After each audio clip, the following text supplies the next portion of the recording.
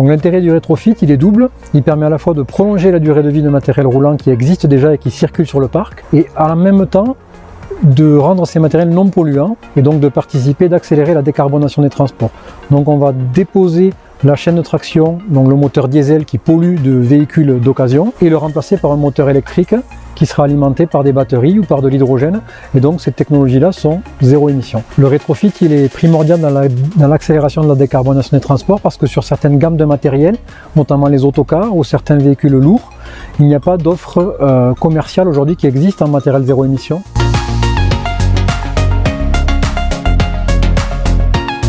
Donc le kit rétrofit Safra, il est conçu pour venir s'installer sans modification du véhicule d'origine. Donc on va venir se reprendre à la fois sur les interfaces déjà mécaniques qui existent sur le véhicule, les trous pour les vis, etc.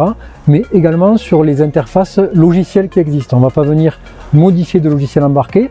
Grâce à une interface déportée, un module de gestion déporté de notre kit, on va pouvoir gérer tout ça indépendamment du véhicule d'origine et donc assurer toutes les sécurités et les fiabilités que l'on recherche sans avoir à s'interfacer avec le véhicule d'origine de manière profonde.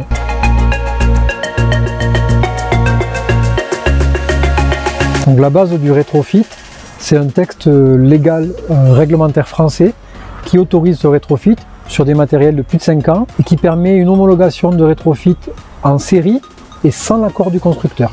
Donc c'est dans cette voie que s'est engagé Safra, et pour valider tout ça, pour démontrer la pertinence de notre kit et la sûreté, on a réalisé une batterie de tests complète sur tous les aspects réglementaires que le rétrofit a impacté. Safra a travaillé sans l'assistance du constructeur et a développé ses propres logiciels sur la base d'une analyse qui a été faite du véhicule existant. Alors il n'y a pas de risque sécuritaire sur le rétrofit, néanmoins on a dû valider tous ces principes-là et on a mené toute une batterie de tests, notamment auprès de l'UTAC, qui est l'organisme français accrédité, pour réaliser toute une série de tests, notamment un essai de renversement qui a été destructif. On a détruit un véhicule entier pour démontrer qu'on n'avait pas d'impact structurel de notre intervention sur le véhicule.